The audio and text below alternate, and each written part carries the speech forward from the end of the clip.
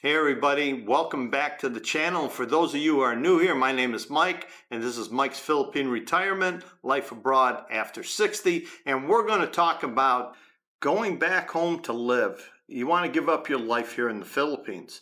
You know, one day you just wake up and you say to yourself, I'm going to go back, but I can't. Not because you're trapped here in the Philippines, not because you're broke, not because you're in trouble, but life has changed. You have settled into a life here in the Philippines that you like and you enjoy, and you want to stay here, but you're thinking things aren't going 100% right. You know, there's so many things I like about being here in the Philippines, and there's so many things you don't like about being here. And after you've been here for a while, maybe you came here without planning to be here forever. You know, you just sold everything, came here, and were going to stay in the Philippines and enjoy your life as long as you could, and then you're going to go back to the US. There's so many issues and problems with going back home.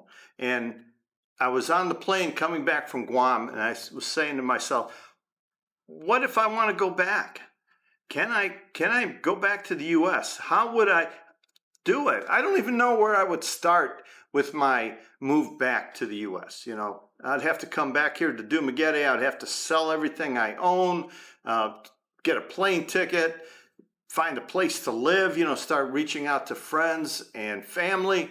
Oops, friends have dispersed. They're not all in Las Vegas anymore. Family has changed and moved on. Maybe your brothers and sisters have finished working and now they're retired and they're somebody that you can't stay with. They have their own life and their own individual family to take care of. Your parents, maybe they've passed or they're in a nursing home of some type. So you don't have family to go back to. And do you really want to be, what do you call that, a couch surfer, where you go stay with somebody and you're sleeping on the couch or a spare bedroom? You're like renting a room. And from having the freedom that you have here in the Philippines, you rent an apartment, you rent a house, wherever you're living, it may be a condo in Cebu. It's your freedom. You can come and go as you want. You can bring people over whenever you want. You can do whatever you want. But if you go back and you end up living with family members or living with friends, it can be uncomfortable because you won't have the same freedom that you have here. Now, I would have to also sell my motorbikes to go back. Now, if I went back, I'd have to buy a car. One, I'm not going to drive a motorcycle in the traffic of Las Vegas. They don't have little scooters. Maybe they do now, but I just remember everybody on the bigger bikes. I'd feel better and safer in the car. I would have that initial expense of buying a car or getting a pickup truck, because I'm a pickup truck type of guy. I like having a pickup truck, even though I never put nothing in the back except a fishing rod. But here, my scooters are so cheap. I have the freedom to ride on my scooters and go anywhere. I can go all the way to Cebu. I can go all the way to, you know, Bohol. I can go all the way to Lona Beach. I can travel Iloilo, Rojas City on my scooter, or motorbike as they call it here. The freedoms to travel that you have here. So I'd have to give up my freedom of traveling to go back to the US. I'd have to make a large, expensive purchase of a car. Not a brand new one, of course, but a used one. And then there's the whole thing of living. I live here. I have a nice home that I live in. I'm comfortable here. For me to leave, you know, I have to give it up. And I couldn't have something like this back in the US. I could not rent a 2-bedroom, 2-bath house with a fenced-in yard, full privacy, you know, 500 square meter lot with a kubo outside, you know, a little patio outside that I can go sit in. I won't have that back in the US. I'll probably be in an apartment, or I'd be in a senior living area where they take your income-based rent, you know, the low-income housing that they have. So you have to give up a lot of these things that makes your life simple and enjoyable here to go back home. It isn't the initial money. You have the money, you know, to come here to the Philippines, set up a life and enjoy your life. But do you really have all the extra money needed to go back and reestablish your life? You know, getting an apartment there. Everywhere I'm reading, rent is going sky high. You're looking at 1,000 plus dollars to rent something in a decent neighborhood, maybe 1,300 or 1,500. I was paying 1,500 when I lived in Las Vegas. This was in 2019. So I don't know what the rent can be nowadays. And the cost of living, when you leave here, you have to go back, and are you going to be used to all these prices? You know, that sticker shock that hit me when I went to Guam, you know, the cost of a Whopper and the cost to get a burrito and the cost of a cup of coffee and the cost of a cab ride, all that sticker shock, but that's going to be your cost every day. And yes, you can save money buying pork and beans and, you know, being thrifty and buying 10-pound bags of potatoes. You can do all that, but here, I don't have to be thrifty. Here, I could call somebody and say, hey, let's go downtown and have dinner. Let's go have dinner off the boulevard there. Maybe we go to the Wynot, or we go to San Ravel, or we go to Casablanca, which is one of my favorite restaurants. And it's inexpensive. But if you're living in Las Vegas, or you're living in any major city and you want to go out and have a nice meal in a nice place, the expenses, you won't be able to do it as often as you do here. And your friends, you know, I've made friends here in the Philippines. I've made friends all over. I made friends here in Dumaguete. I made friends in Cebu. I made friends in Bohol. I have friends all around. And it's a joy to travel, to go see them once in a while. Not every day. I don't run into these people every day. We don't talk every day. But if you show up in Cebu, they'll want to have lunch. I'll invite them to lunch and they'll show. Or they'll come down to Dumaguete for a few days and I invite them over to stay and we go out to have lunch or dinner. You have friends all over, where in the US, your friends are gone. Maybe your friends are gone and you've been gone so long that that circle of friends that you had before you came here is no longer there. Maybe they moved away. Some of them probably passed away. You know, we always talk about here at 70, Mike, I'm going to retire in 5 years. I want to see you. Well, if I'm here, God bless. You know, nobody knows what's going to happen in life. So you don't know how many of your friends are still there. Are they still hanging out at the same place? Are the places you hang out at maybe a bowling alley that used to be part of a bowling league, or a bar where you went to and played pool or throw darts? Maybe it's a different crowd there now. And you're not going to fit in, especially since you've been gone so long. Where here you've made social friends, I'm going to call them friends, where you go out and you run into them at the local pub or at the coffee shop or walking on the boulevard, and you can talk and enjoy. You're all here, and you're sort of always keeping an eye out on the people here that you know that they're healthy and they're doing okay. You know, back home, Greg Biffle just died. Greg Biffle was a man who I met 3 times in Las Vegas. Was very generous with his time, with his fans. Instantly, he was gone in a plane crash, him and his family. You don't know what life holds for you tomorrow. You know, tomorrow's a gift, and you haven't received it yet, you know, and you don't know what's going to happen. So you pack up all your stuff and you go back home, and now you're living in an apartment that you can barely afford. Your finances are tight. You know, healthcare now, to go see a doctor, you know, it's a lot more difficult, more costly with the co-pays. You got to get yourself, you know, if you don't have Part B, you got to re-sign up for that. If you're not on Medicare yet, maybe you have to sign up for Medicaid. But healthcare is so expensive in the US. And everything's expensive. You're going to pay more for your food at home. You're going to pay more for, here's one, when you move into that apartment, you got to buy new furniture, or start going to garage sales and buy some used furniture. But you don't have any furniture. When you arrive and you rent that place, all you're going to have is the bags you're carrying.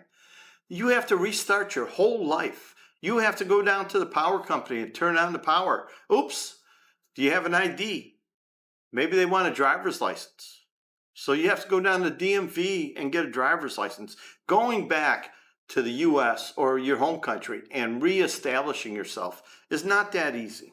And that's going to take a lot of time out of your life. Where if you just stay here, you dig in and you stay here in the Philippines or whatever country you're in and make a go out of it.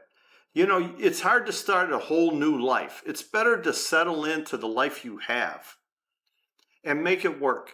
And yes, relationships and friends come and go, but you're still here. You're still the same person you've always been. Hopefully you're a better person every year that goes by.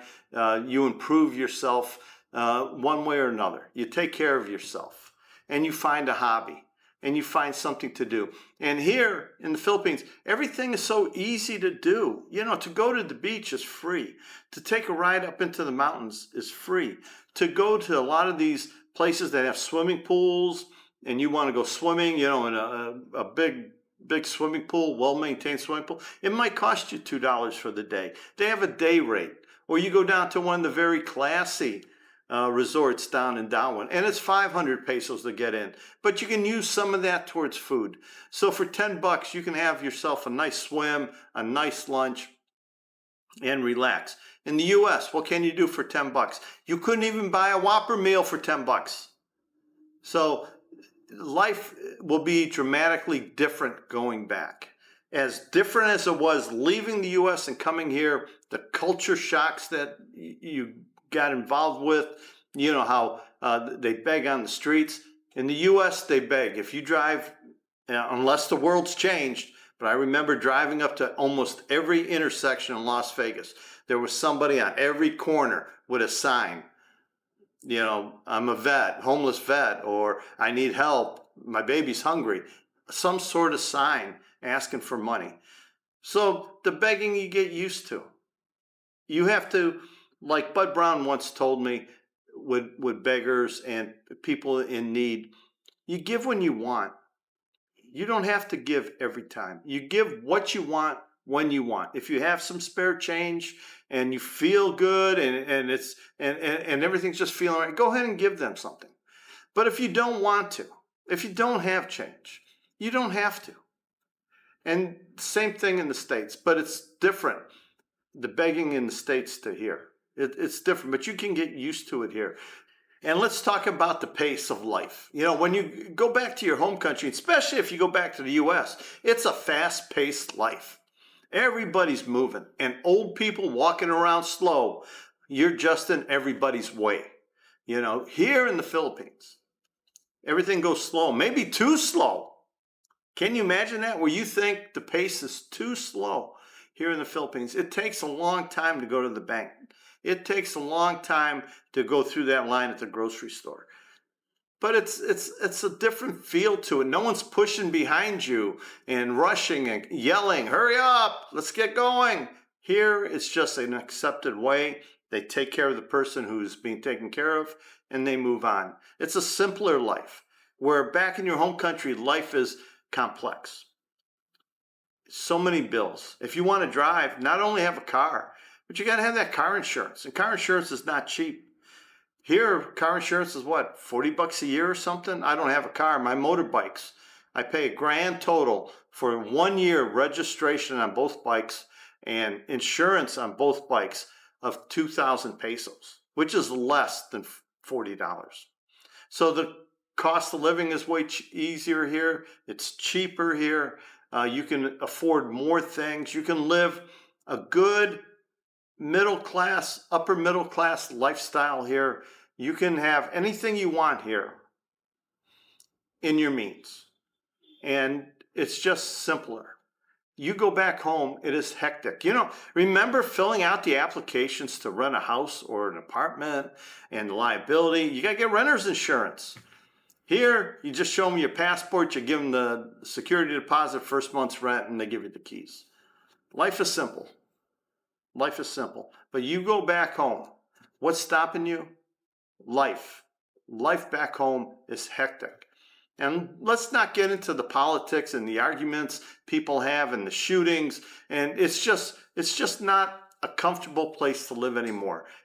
I'm not an activist, so I'm not going to get involved with politics. I'm going to try and mind my own business if I go back, but I don't see me going back. I think after a lot of thought, would I want to go back home? The answer is no. I made my bet. I'm going to stay here. Dumaguete's my home. I'm going to stay in Dumaguete. I'm going to make Dumaguete work for me. It's worked for me for 4 years already, and it should be fine. It should be fine. But going back, I just couldn't see myself in Las Vegas again.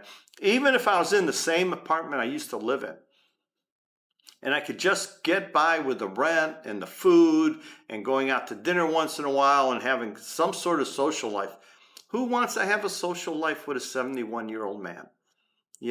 Let's look at the reality of life. If you do find a woman to hang out with who wants to be with you at 70 in the US, the reality is she's going to be a roommate. You're either going to move into her place or she's going to move into yours, and you're going to share the bills. And with sharing the bills and the responsibilities of the household, now you're splitting it, and now you have a roommate situation. It's like renting a room where you can't do nothing. You rent that room, you can't do nothing. You can't have people come over. You can't have that hot chick come over. Oh, you're not going to find any hot chicks when you're 70. So here in the Philippines, social life. If you do meet somebody you like, and you want to invite them over to the house, you can. You can still have an acceptable social life here with the opposite sex, but also with other expats.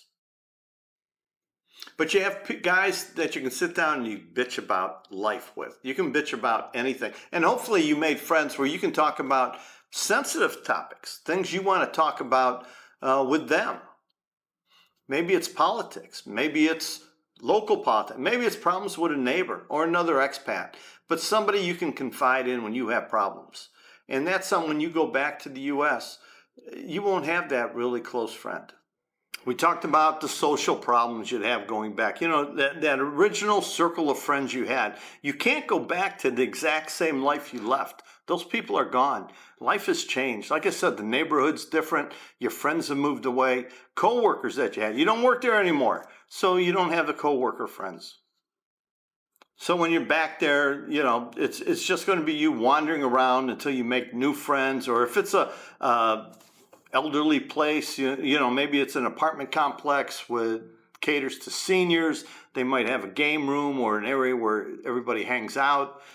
But here in the Philippines, you have a routine to your life. You have your favorite place to go. You have your favorite place to eat. You have friends that you'd like to meet. It's more comfortable here. I can't see going and starting over, building new friendships at my age. And going back, new friends are hard. I always warn people about trusting friends. You have to trust people. And the great friends that you've had in life, you were friends with them for years, decades, co-workers, classmates, neighbors. They were around you for a long time and you could trust them. Now you go back. Somebody going to try and scam you. Somebody going to try and cheat you. It's the same worries we have when we first get here. And we've overcome those worries here because now we're here and we're used to things. But you have good friends here. You have a way of life that you enjoy, a reason to wake up in the morning. Here you find a girlfriend or you can find a wife. I don't think you can find that back home. I don't care if you're a man or a woman. It's going to be hard to find a partner once you get into your late 60s and 70s, where here in the Philippines, there's still hope to find that partner for you, that girlfriend, or maybe even that wife. Going home would mean you have to start your whole social life from zero, where here it's already established. And a lot of men don't have the time, the energy, or the patience to do that. Now, another reason a lot of guys would think about going back to their home country is health, the aging. As you get older, you're starting to say, man, I want to be closer to a hospital. I want to be, closer to better care. I want to be somewhere where I can be taken care of. And you're thinking how long you want to live. Nobody wants to die. Nobody wants to die. But you have to accept that if you live here in the Philippines, this is where you're going to end up. So prepare for that, for the beauty. If you have family, if you have somebody here you care about, prepare for the end. Make sure they know what you want. Don't have them guessing what you want when they're grieving. Let them know what you want. Maybe tell a friend about a letter you wrote or something. But starting a whole new social life in the U.S., it would be hard. It'd be hard. What am I going to do? Is somebody want to show up to a bowling alley and say, hey, I want to join a team. I have to go buy a new bowling ball. I probably suck because I haven't bowled in 10 years. And, maybe they're not my age, even though it might be a senior group, they might be all 60 and I'm the 71-year-old.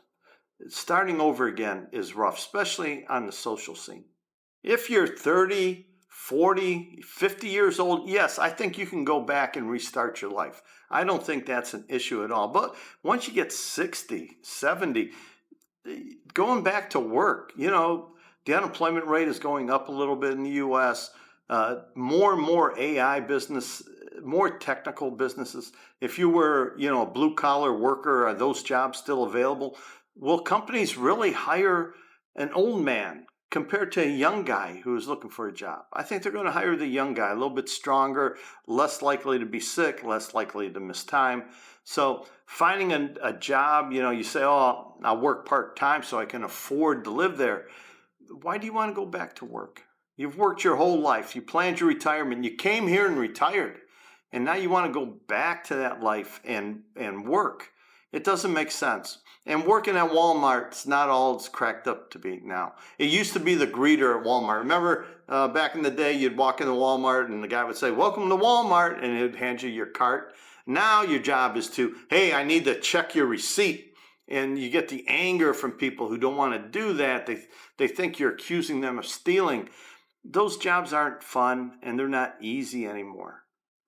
There are no easy jobs for retirees. School guard crossing.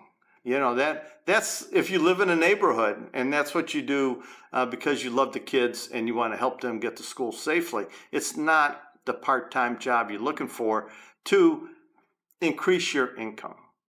And do you have the stamina and the will to restart? I'm thinking if I leave Dumaguete and move to Cebu, do I have the stamina and the will and the energy to restart my life there? Move all my stuff, and it's not far. I can pay someone to move it, but do I want to do that? I'm comfortable here. Once you get older, you get comfortable. You get whatever house you're renting or apartment you're renting. If it's long-term and you enjoy it and you're comfortable there, you're just going to stay there. Yeah, there are many reasons why you might move around the Philippines or a country, but to move back to your home country, you just have to sell everything. And I don't think I have the energy to start over again. Get off the plane with my bags and look for a place to live and then get some furniture and then try to establish a social life. I don't see that. And I'm not going to go back just for health issues. Even though I'm older and there's health issues involved, I'm not leaving just because of health issues. I've planted my flag here in the Philippines. I made my bed. The health care I'm going to get is going to be here in the Philippines. And what happens, happens. I've accepted that. So hopefully for a long life, but like I said, no one knows what tomorrow will bring. And emotionally when you go, here in the Philippines, I hope if you're living overseas, retired, you found peace, you're calm. You found, always tell people, enjoy your retirement, live a peaceful life, live a relaxing life. And you have to give that up to go back because of the hectic nature of Western countries. It's all about the money. And it was great when we were younger because we wanted to make that money. But now that we're older and we want that quiet, peaceful life, other than living on a lake and fishing every day, I can't see a peaceful life in the U.S. For me. Everybody else is different, but for me, and it's still a lot, it's still a lot to do to get up and transfer back to your home country. And so many things have changed by the time you go back. Stores that you liked are closed, the restaurant you liked is closed. The prices are so high, you thought, oh my God, I can go in there and have a beer and a bowl of chili and, one of these blue-collar bars. Now it's a fancy place where, they serve wine and champagne and you no longer fit in with the blue-collar style life. Life has changed. The places you grew up knowing about, the places you grew up loving, the places that you got old prior to retiring that you enjoyed visiting are different now, And I don't want to get into the high cost of everything, but the high cost of everything is probably the biggest reason not to go back. is the startup of the high cost. You know, the rent, the security deposit. Got to get the electric turned on. You got to give them a deposit. You got to have the gas turned on. You got to give them a deposit. You need a phone. Well, you got your cell phone. But, you know, anything you want, there's always a deposit. Getting car insurance, everything. The amount of money you're going to be spending on and on monthly, compared to here in the Philippines, people argue living here on $500 or $1,500 a month. What are you living on back home? That argument is something to sit down and talk about. How much money do you need to live in Las Vegas now? I'm going to say you need $5,000 a month take home to live in Las Vegas. What do you think it costs in your hometown? Let me know what you think it costs to live a middle-class, comfortable life in your hometown. So the new mindset is, you know, I'm not stuck here. I'm not stuck here in the Philippines. I could go, you know, but for all the reasons that I would leave here, there's so many reasons telling me not to go back.